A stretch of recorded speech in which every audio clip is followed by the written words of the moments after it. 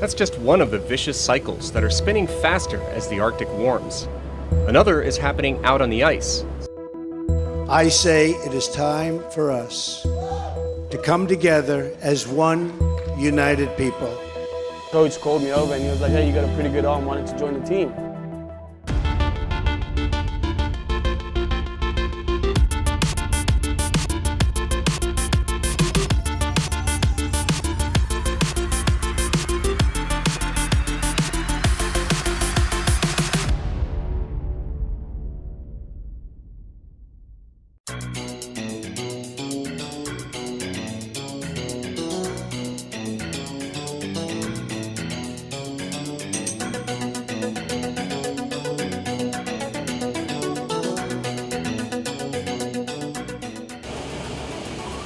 The frozen Arctic is thawing, and as it thaws, it's coming to life.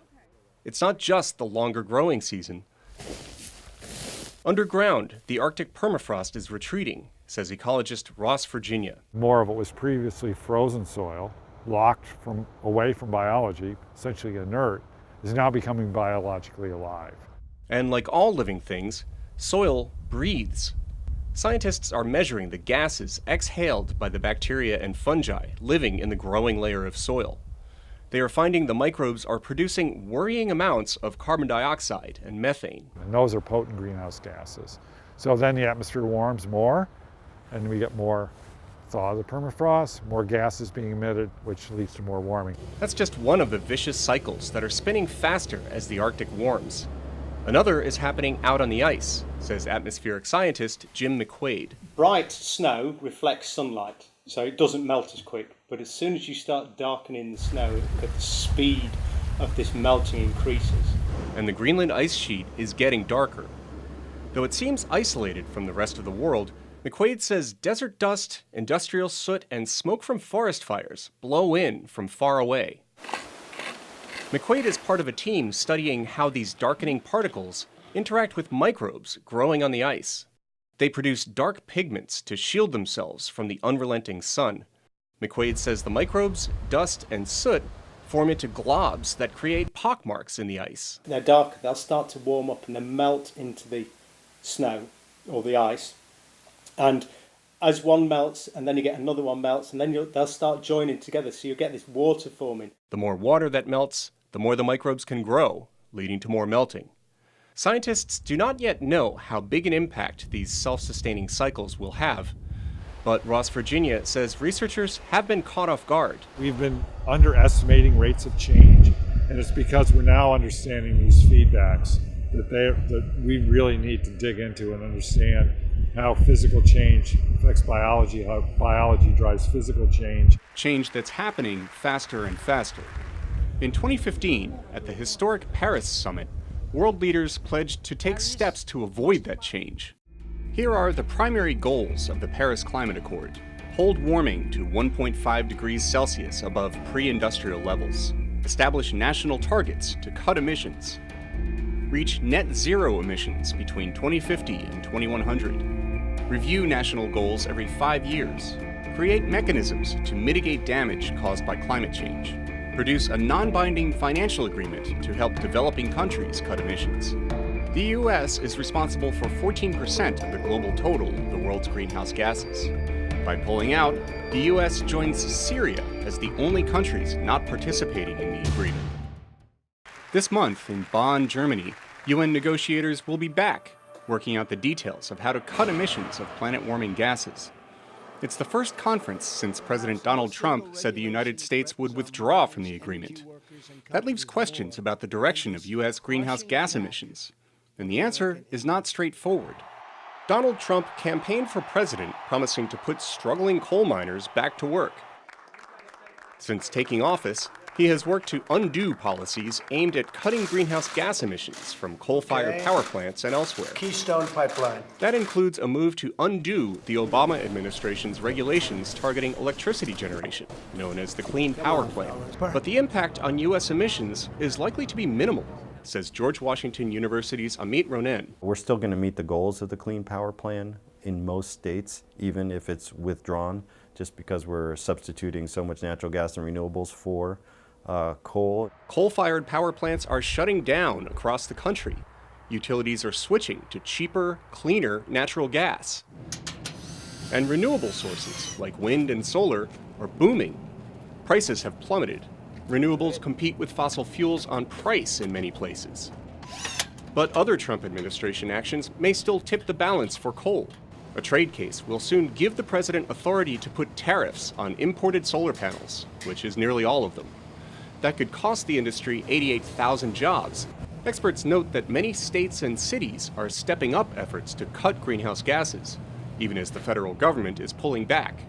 So federal tariffs would not kill the renewables industry, says Rhodium Group analyst John Larson. Certainly adds costs and might stifle solar development, but overall, the overall clean energy picture, I think, doesn't get hit too hard. The other more dangerous situation is the DOE action. The DOE, the Department of Energy, has proposed paying coal and nuclear plants more than other sources for their electricity. Ultimately, experts say the Trump administration has limited powers to save the coal industry. However, while coal's decline is helping to cut greenhouse gas emissions, experts say they are not falling fast enough to avoid the worst of climate change. They also say the human footprint on climate change is immense. At least 1 in 10 people globally live near the coast in a low-lying area. As the population increases and sea level rises, their homes are increasingly being threatened. The countries with the most people at risk include the United States, China, India, and Bangladesh, and Southeast Asian countries such as Vietnam and Indonesia. My colleague Elizabeth Lee explains. From floods to droughts, recent years have seen more of these extreme weather events. There is no doubt that part of this is climate change. Winters are warmer. Snowpacks come later, they leave earlier.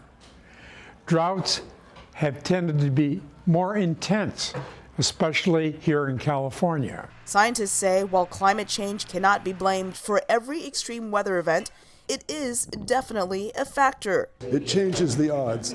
So the odds of heat waves are greater, the odds of stronger hurricanes are greater, the odds of more intense droughts and floods are greater. That means communities in low-lying areas close to the coast worldwide are at a greater risk of the devastating effects of extreme weather.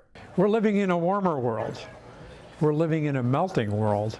And of course, the unequivocal evidence is that sea levels are rising. We're living risky. We're living too close to the coast. Scientists say although the Earth's climate does naturally fluctuate over hundreds of thousands of years, we've never seen this much change over 100 years. And so the thing that worries me the most is not the next 1,000 years or the next ice age, but the next 100 years. It's not natural. If it weren't for human activities, the world, under natural causes like changes in the sun and volcanoes, would have actually cooled slightly in recent decades. Warming is due to human activities, primarily to carbon dioxide and other heat-trapping gases and particles that mankind has put into the atmosphere. Rising sea levels and more extreme weather have impacts that go beyond floods. We have greater disease, spread of disease. We have deteriorating air quality because of higher temperatures. One of the biggest impacts of sea level rise on global agriculture must also adapt to a changing world.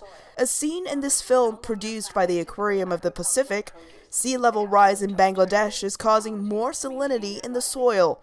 Farmers can no longer plant their regular crops and have switched to grains more resilient to salinity.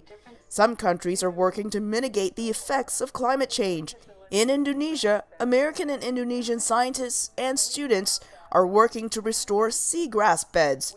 Seagrass protects the shore from storm surges and helps take carbon dioxide out of the atmosphere. We can't make it go away instantly. It takes a long time, but we can act to reduce the severity of climate change. Scientists say the solution is reducing the amount of fossil fuels and increasing the use of renewable energies. Elizabeth Lee, VOA News, Los Angeles. I say it is time for us to come together as one united people.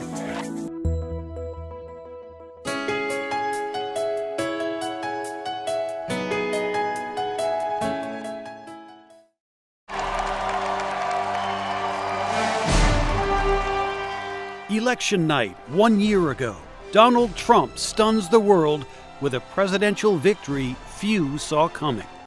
To all Republicans and Democrats and independents across this nation, I say it is time for us to come together as one united people. At his inauguration, Trump made a pledge to the working class voters who largely fueled his victory. Politicians prospered, but the jobs left and the factories closed. This American carnage stops right here and stops right now. Trump's election signified a seismic shift in U.S. politics, says strategist John Feary. I think the Republican base voter is now a Trump voter, and they see any effort to stymie President Trump from the Republicans as a direct assault on them. But Trump's presidency got off to a rocky start with a massive protest march and a dispute over the size of his inaugural crowd, through spokesman Sean Spicer. This was the largest audience to ever witness an inauguration, period, both in person and around the globe. I, Neil M. Gorsuch, do solemnly swear. The president scored an early success with the confirmation of Justice Neil Gorsuch on the Supreme Court. The stock market just hit an all-time record high. And he gets high marks for his handling of the economy, a booming stock market, and military gains against Islamic State. But Trump and his Republican allies suffered a setback with the defeat of a health care bill in the Senate. The ayes are 49, the nays are 51. The motion is not agreed to. That left the president's agenda effectively stalled, says Alan Lichtman. No ruling party with unified control of government has ever come up as empty as the Trump administration and the Republicans who control the Congress of the United States. The president's Twitter habit provided plenty of distractions, as did some controversial remarks following violent protests in Charlottesville, Virginia. But you also had people that were very fine people on both sides. The turmoil and lack of success in Congress have kept Trump's poll ratings low, says Larry Sabato. A large majority of Americans now believe that Donald Trump is doing a poor job as president. They disapprove of his job performance, and it's going down rather than up. But Trump's election-style rallies and tweets have kept his base fired up and ensured loyalty among most Republicans in Congress, says Matthew Dalek. Because he has this pretty tight hold on 35-38%, makes it very hard for the Republicans who control Congress to openly challenge him. Yet recent criminal indictments in the Russia probe also threaten to cast a shadow over the White House, adding to the uncertainty of where Trump's presidency is headed, says Sabato. So can he turn it around? Yes. Can he get reelected? Sure. Now, sometimes the hard part's getting elected the first time. But he's making it difficult on himself, both for passing his agenda and for keeping the Congress in Republican hands and for getting reelected. Trump's election was a defining moment in U.S. politics, but its impact on the country and the world remains an open question. Jim Malone, VOA News, Washington. Did you vote today? From the liberal college student to the conservative West Virginia coal miner, the election, the future for the coal industry. Jeff Deutchman's documentary 11816 follows American voters during Election Day last November. He showcases 16 out of the 50 voters his team of filmmakers had followed that day across the United States. We wanted it to be a broad cross-section of individuals that represented, diversity geographically, demographically, and ideologically. 11816 shows that people voted on issues they felt affected them personally. The film also shows that most believed media projections that Hillary Clinton was going to win. The election will be over by 9 o'clock. They'll call it by 9:30, and everything will be peaceful and wonderful. What if it goes the other way? What? Not going to go the other way. No way. Mark it down. Jeff Deutchman says his documentary reveals deep cultural divisions in American society the media missed. So I think it's important not to get stuck in the echo chambers that we all live in. We surround ourselves with people virtually and in real life that are like-minded, and I understand that. I do it as much as anyone. But I think it's really important to try and regularly confront the fact that of how big this country is, and to allow that vastness to inform the decisions that we make about how we vote and, how we speak. The film does not take sides. We get invested in these 16 characters who, despite their political leanings, make compelling arguments based on their circumstances, as in the case of Tom, a small businessman from Massachusetts.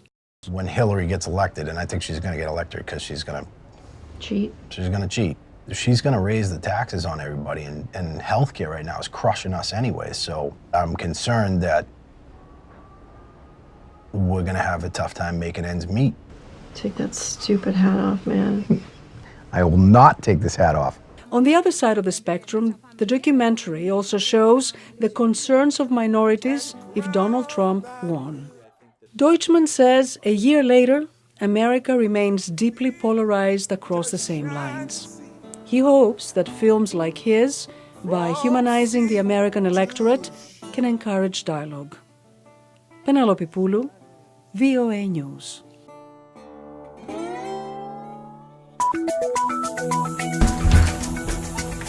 Oh my goodness, it's Ro. How's it going? It's Saturday night, study hour. But first, time to catch up. 3-2 share. Deja Sawyer is in her last year of college and waits on tables at a restaurant. But her life goals are on a ballot. I plan on returning back home to St. Petersburg and running for city council in 2020-21. Then after that, I aspire to become the first African-American female mayor of the city of St. Petersburg. To get prepared, Sawyer attended a ready-to-run training program. Women know the world in a different way. Here they learn campaign nuances and the toughest task, fundraising. Next time you go to a wedding, you're going to be like, here I am at a fundraiser. I've had friends all my life tell me that I should run for office, and I've always had that little voice in the back of my head saying, no, you're not good enough, you're not qualified, who would want to listen to you? Females make up more than half of the U.S. population, yet just about 20% of all senators and representatives are female, and even fewer are women of color. Greeting, Mr. Ramos. My name In California, Aja Smith is trying to change that. And I'm a congressional candidate for District 41. Smith says money intimidates minority women. She's raised $10,000 with a goal of $100,000 by January.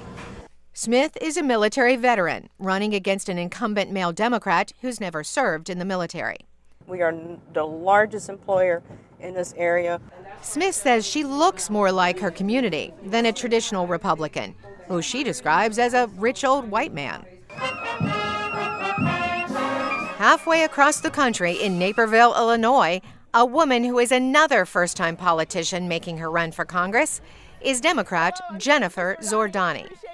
As she watched the district's Republican congressman get more and more conservative, I thought, am I going to keep complaining? Or am I going to get out there and work? First, she has to win the Democratic primary against this woman. Hi. And this woman. Here's pajama time. A bookstore owner and city councilwoman. I'm collecting signatures to get on the ballot. Thank you. I'll give you a little train reading. Thank you. If she wins, Zordani would be the first woman to ever represent the voters of Illinois' 6th District. Thank you. Have a great day. Thanks. Nearly 400 women like Smith and Zordani are running for the U.S. Congress next year. If most of them win the primaries, many are looking at 2018 to be the year of the woman. Carolyn Presutti, VOA News.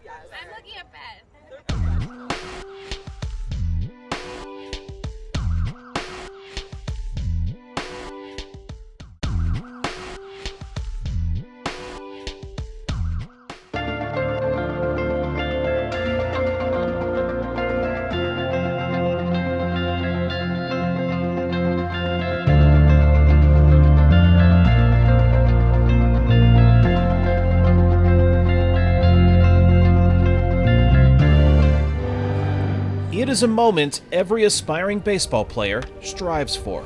Gift Ngope is coming in on the double switch. That first major league appearance. This is what you've been working hard for all these years, and this is what you've dreamed for since you were a little kid. For 27-year-old South African Gift Ngope, the dream came true with the Pittsburgh Pirates April 26th. My heartbeat was very hard, and it felt like it was beating a little bit out of my chest. Up against pitcher John Lester of the Chicago Cubs World Series championship team, Ngope did more than just step to the plate. A nation and a ground single into center field for Gift Ngope. He reached first base on a well-placed hit, entering the history books as the first Major League Baseball player born on the African continent, competing in a sport unfamiliar to many in South Africa. Baseball is not very popular because we compete against 3 other sports, cricket, rugby, and soccer. So, the youth development for baseball is not going to be as strong. But Gift Ngope was born to baseball, literally. His mother worked for the South African Randburg Mets Baseball Club, and the family lived in a small apartment near the field. Literally, I rolled out of bed and I was on first base, and that's how it was for me. I started playing baseball at the age of 3. I was throwing the ball against the wall, and the coach called me over and he was like, "Hey, you got a pretty good arm, why don't you join the team?" At 18, Ngope caught the eye of the Pittsburgh Pirates, who offered him a contract that brought him into the organization's minor league system, where he formed a friendship with fellow teammate Josh Bell. Having the courage to make that first step, say, hey, I'm coming over to the States, I'm going to try to learn this game as best I can, and it's incredible. While Ngope is the first from Africa, he isn't alone. Dovydas Neverauskas making his major league debut, the 24-year-old from Lithuania. Just before his debut, the Pittsburgh Pirates called up Ngope's minor league teammate, Lithuanian-born pitcher Dovydas Neverauskas from the Indianapolis Indians, prepping him to take on the Chicago Cubs. Got there during the game and I got to pitch in the game at the same time, so it was like, didn't really have time to think once I got to the field. Now the first Lithuanian Major League Baseball player, Neverauskas understands the importance of his own historic moment. Because if I do good, team's going to see there's some potential, in Lithuania, and maybe send some people to look more, for more players. His time with the Pirates lasted just 1 game. Neverauskas' pitch right down the middle. Neverauskas now waits for another chance in the minor leagues. It's tough knowing that as you play today, there's another player and every organization trying to take your spot. I guess it makes it a little bit easier for us to just focus on winning and focus on the now. And I feel like Gift is a perfect example of that. Gift Ngope remains with the Pirates for now and is exceeding even his own expectations. It's been unbelievable for me. The story just keeps on growing bigger. While Gift writes the next chapter, his younger brother Victor hopes to have his own storybook career. The 19-year-old is following in his brother's footsteps, also securing a contract with the Pittsburgh Pirates, and plays on a minor league team in Florida where he prepares for his chance to make it to baseball's biggest stage. Kane, Farabaugh, VOA News, Cincinnati, Ohio. An online restaurant that works with refugee chefs like Majid. Trained to cook in Syria and living in a state of constant war, his parents told him to leave.